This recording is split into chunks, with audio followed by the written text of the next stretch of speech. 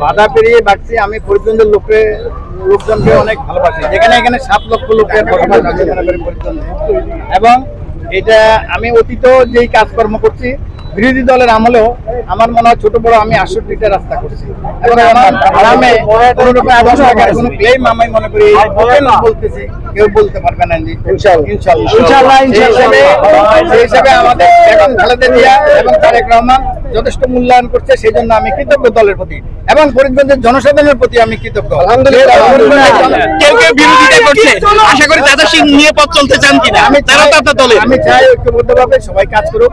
আর আমি একটা কথা বলি, সবাইকে নিয়ে চলতে চাই। তারপরও আপনি কতজন লোক কি আছে, 5, 10 জন 20 জন লোক তো আর ফরিদগঞ্জে 7 লক্ষ লোকের বসবাস ফরিদগঞ্জে, আপনি এগুলা চিন্তা করেন না। আর আমার মনোবল অনেক বড়। আমি কোন দেশ থেকে রোহিঙ্গা হয়ে আসিনি, আমার জন্ম এবং ফরিদগঞ্জের মানুষের কাছে আমার মৃত্যু হোক, আমি সেটাই চাই। পাবলিক না, আল্লাহর রহমতে। অনেক ধন্যবাদ।